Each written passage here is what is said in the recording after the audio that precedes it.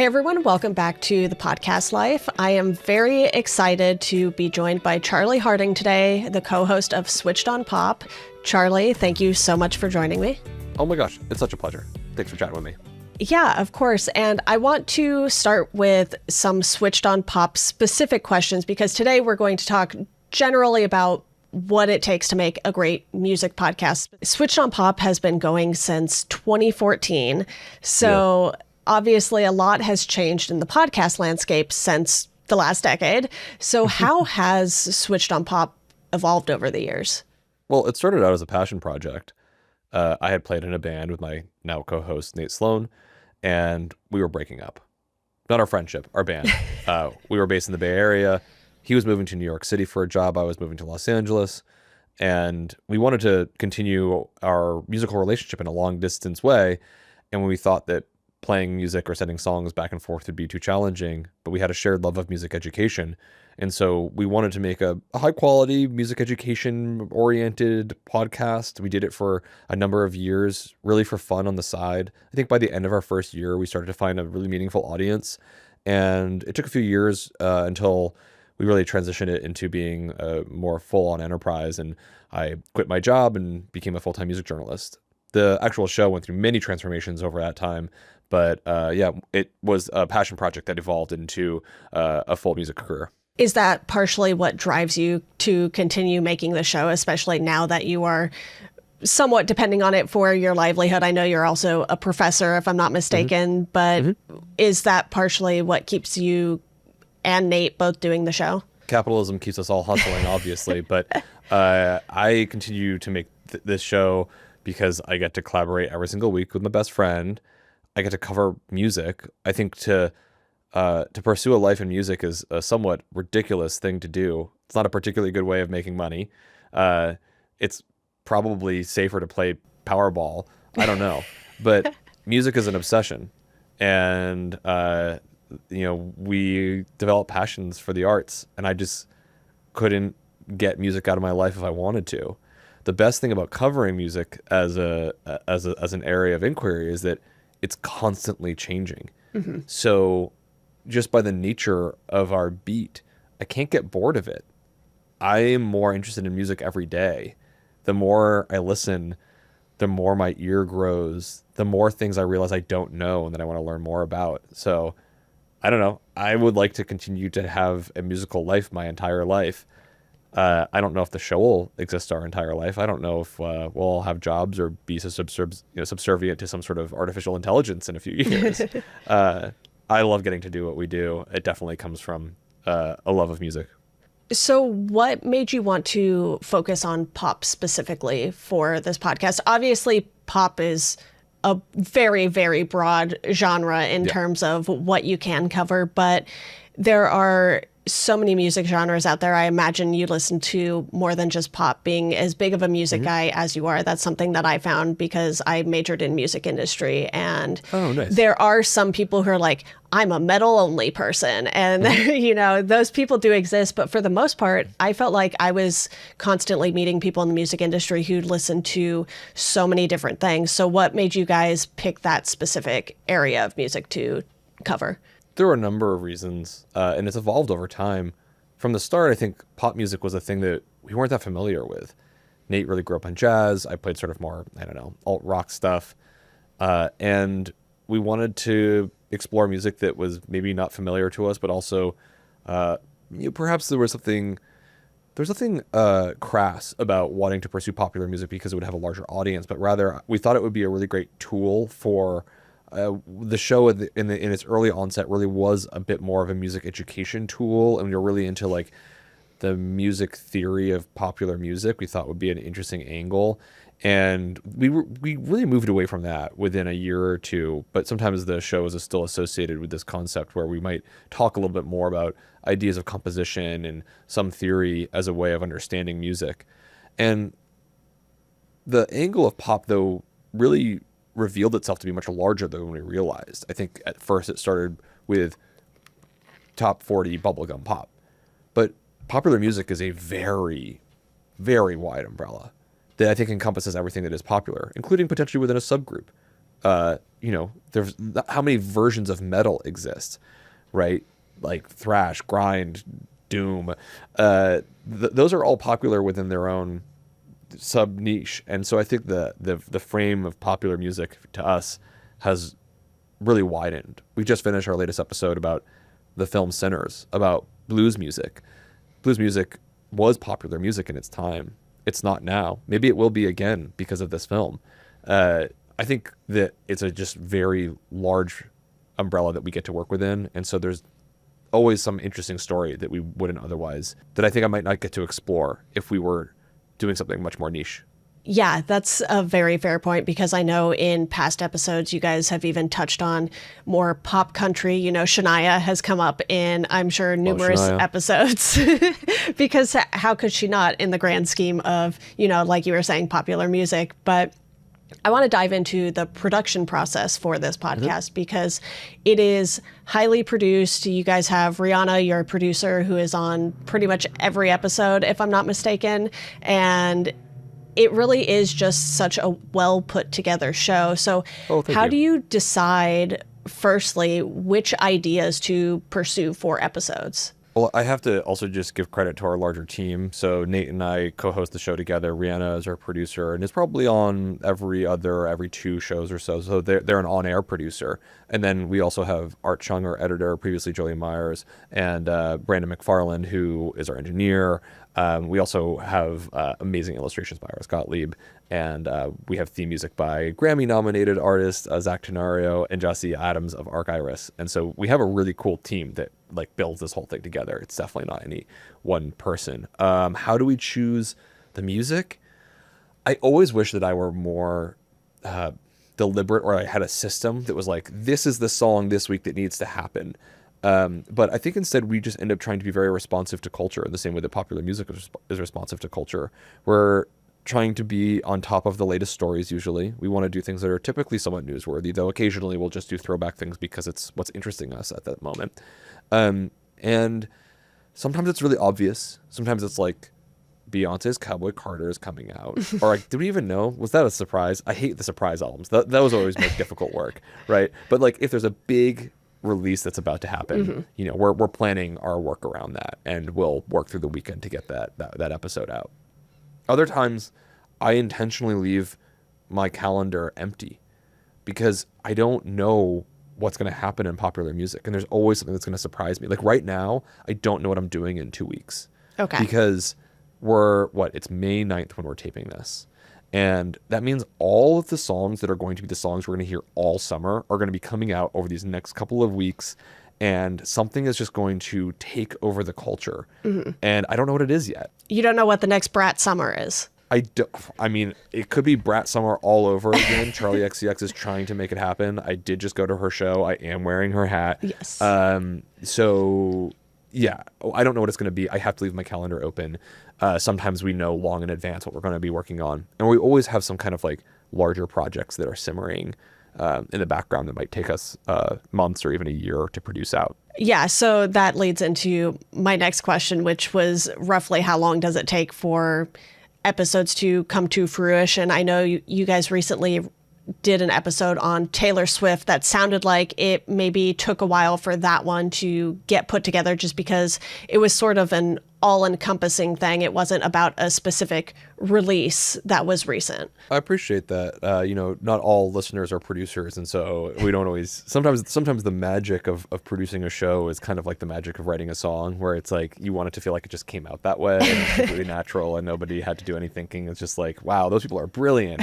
But in fact, lots of research and preparation and production goes into the making of any one thing. And so we did an episode called Generation Taylor, and I think that episode, which is exploring the different ways that Taylor Swift has had to influence on the next generation of songwriters, that episode was very much in development for a decade in some ways. I mean, we've been covering her work for a decade, and so some things are based off of cumulative knowledge and seeing what's seeing in that case really what actually some of our students were paying attention to, and seeing over the last semester how much she's been an influence on our own students who actually also made it into this episode.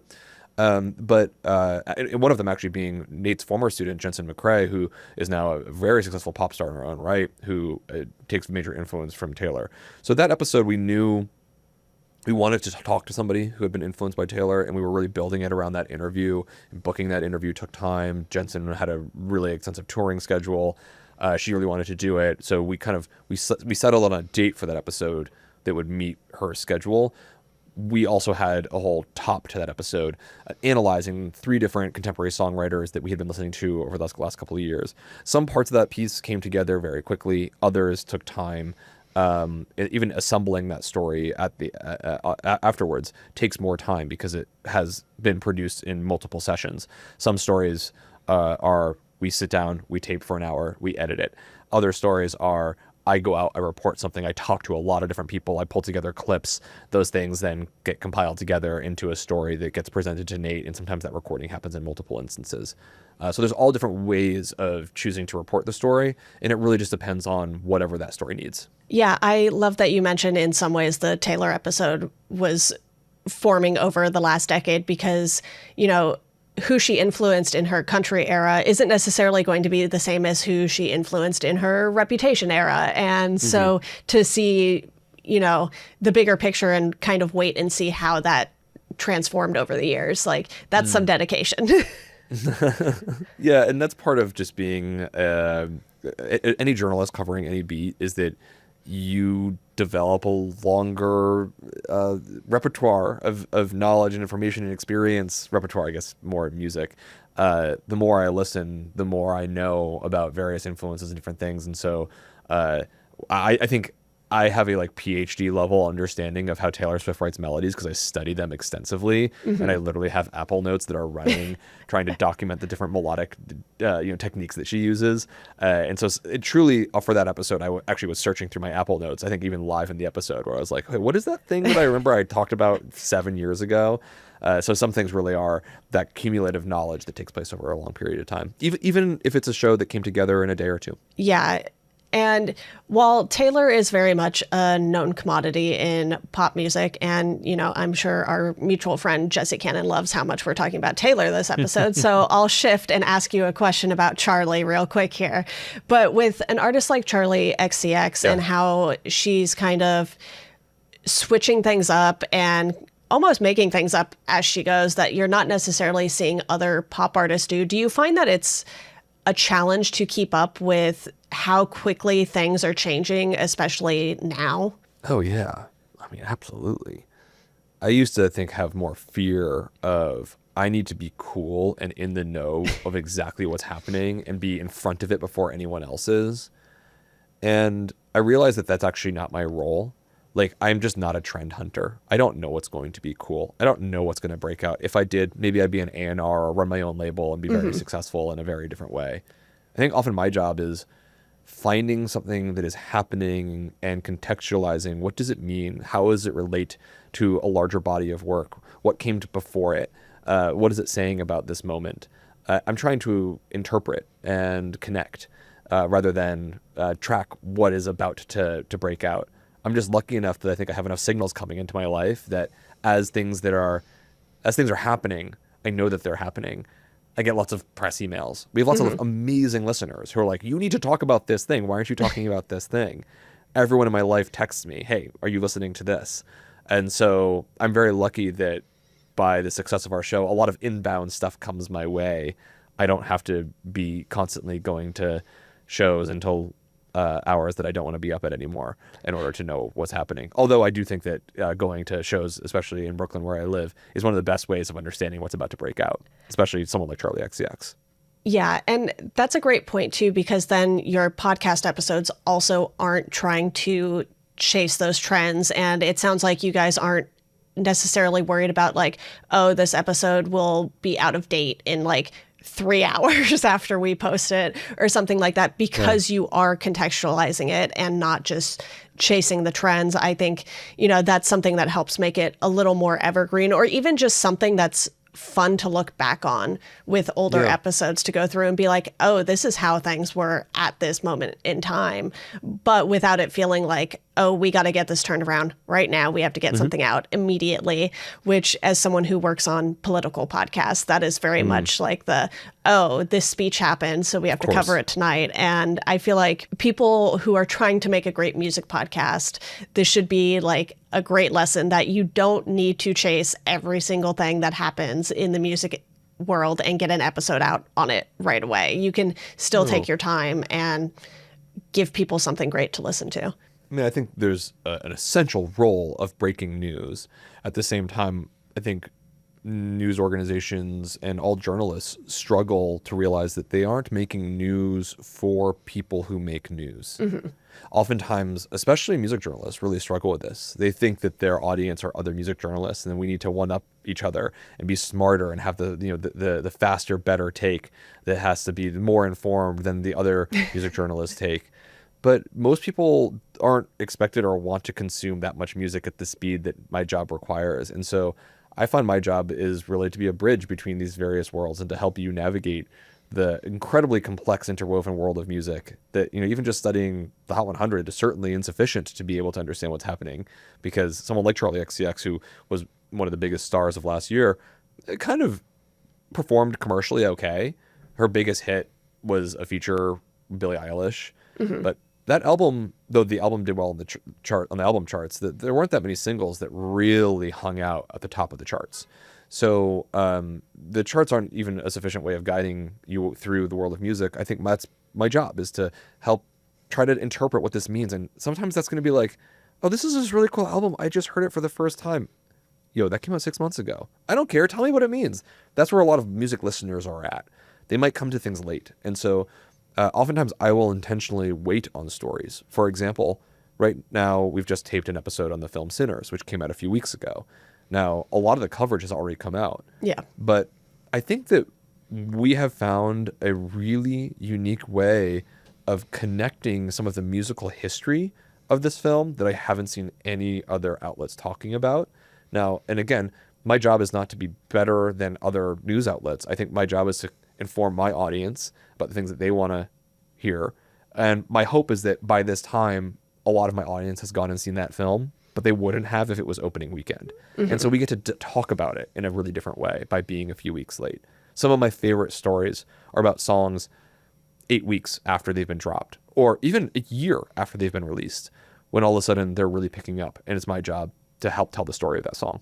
Yeah, and with something like Sinners, you're not necessarily going after the film crowd. You're going after the people who are interested in the music in the film a little more specifically than just Sinners as a whole. So I think that makes sense to not necessarily feel like you have to hit that opening weekend crowd. And I'm someone who has seen it twice, so I understand. I'm looking forward to that now. even for the film crowd that loves it, like, you've seen it twice. Like, you're probably still thinking about that movie. I don't know, when there's great art, I don't move on from it immediately. Like, I actually want more. I think some of what my job is to make the bonus DVD commentary, whatever, that doesn't get made and released anymore. It's like, for those who really love that material, they're going to keep on going hunting for interesting perspectives that help them understand that work in a deeper way.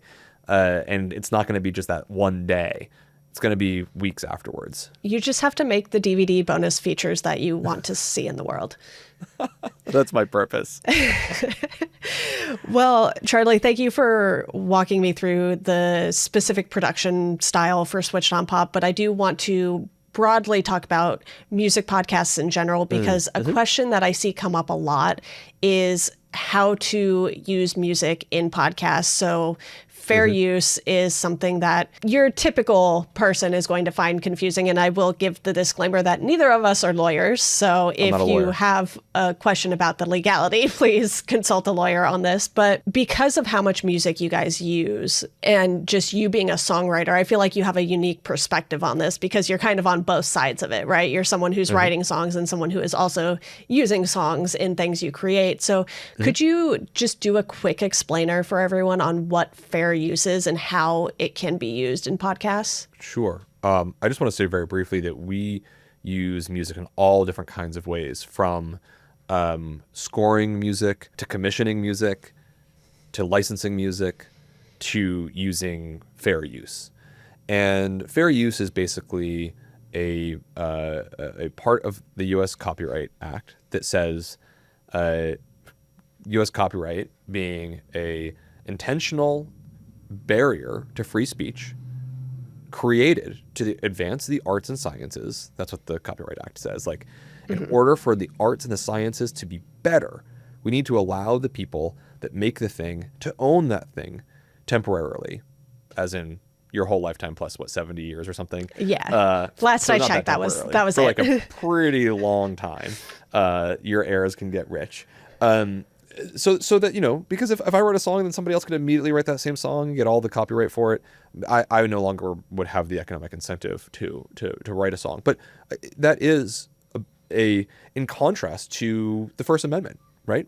Like, you can't say that thing that someone else said because it's their work. They own it, right? And so there's this acknowledgement in the Copyright Act that says there are instances where other people should be able to use that act of speech in the case of education, in the case of journalism, in the case of you're sitting around in your house and you're singing someone else's song with your friend in a non-commercial way, right? There's all these different conditions that are different for different kinds of art. So dance is different than photography, is different than film, is different than television, is different than music. In general, when we are applying fair use, we are constantly making sure that we are using the smallest amount of the music necessary in order to make the commentary that we are looking to make.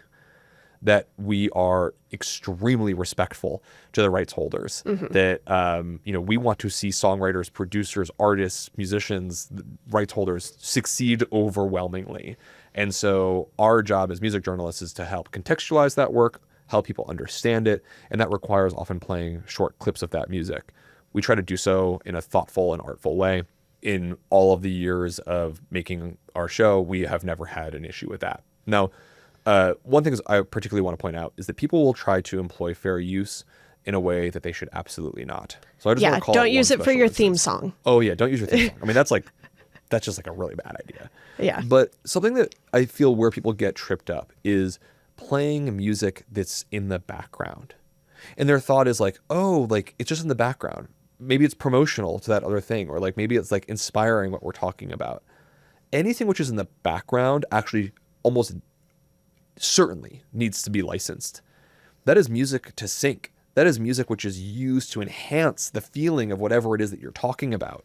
And so if you have any kind of background scoring in your show that's happening underneath someone saying something, narrating something, that music must absolutely be licensed. So don't use stuff in the background. So fair use is an exception. It's used in exceptional cases, and I think can be used in journalism. It can be used in education. There's a bunch of different contexts in which it fits, but it also doesn't work on all platforms. Some platforms have content ID systems that automatically take things down. That's actually not in accordance to US copyright laws. That's just special AI tools that various systems have made in order to help rights holders identify when songs are being misused.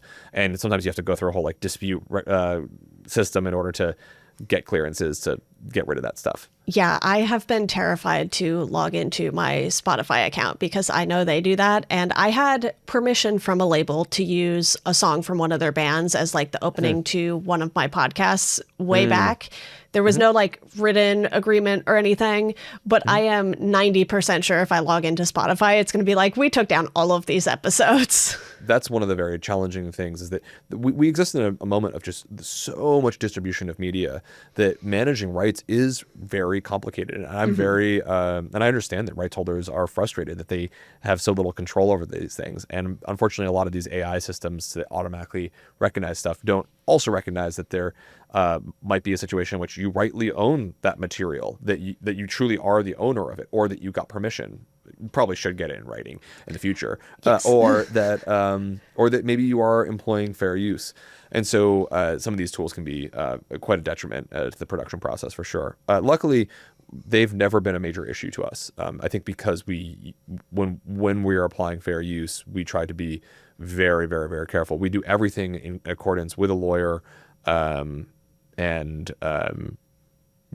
just try to be super respectful to the rights holders. Yeah. Well, we touched on this a little at the beginning of the podcast, but because there are so many more podcasts now than when you started, especially in the music space, do you think it's important for podcasts to niche down as much as they can? Or do you think that your approach of broadly speaking about popular music as a whole is something that could still work if you approach it from the right angle?